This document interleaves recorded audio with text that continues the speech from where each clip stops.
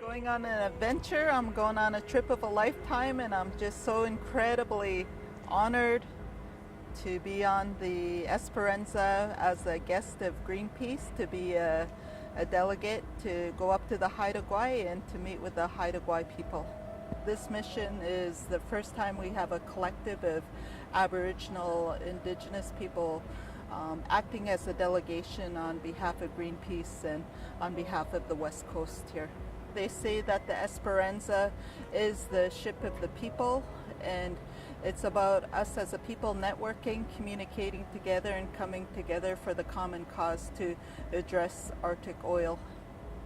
There's a 7 million strong global movement of people fighting Shell and fighting against people who are trying to take advantage of the melting sea ice, capitalize off a crisis of their own making, and move north to drill for more of the oil that caused this crisis in the first place. It's crazy. But at the same time, there's also this incredible movement on the coast, this tar sands movement of people who've been fighting not just the tar sands in Alberta, but the expansion in BC, the tankers and the pipelines.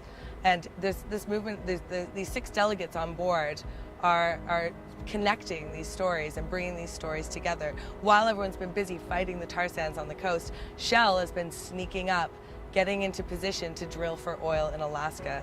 And if they get their last permits, they'll be moving their fleet up into place to begin drilling for exploratory oil July 1st. Now, this is a crisis of global concern.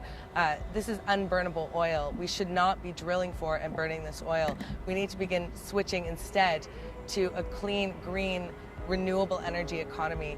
And the more that we're putting money and priority into these dirty oil projects, the further back we're setting that.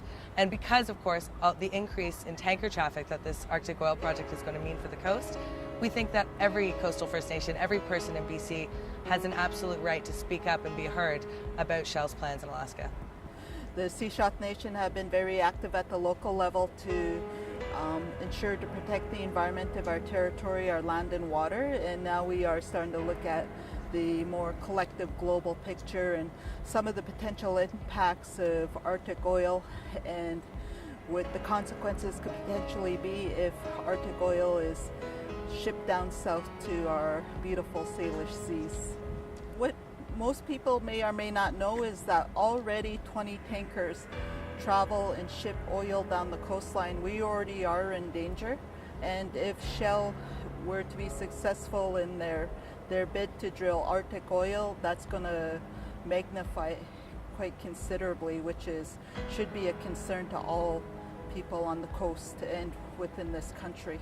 The impact is almost unimaginable. We all know how our Salish Sea is so dear to us, and if you were to go back 20 years and look at the Exxon Valdez, they're still experiencing the negative impacts, and the oil spill still exists in that area. I think the desired outcome is for people to see this as all part of the same story, that this is all connected, and that we can't just keep playing whack-a-mole with these dirty energy projects, that we need to address it in a much bigger, much more holistic way if we have any hope of stabilizing the global climate and shifting towards a clean, green, renewable energy future.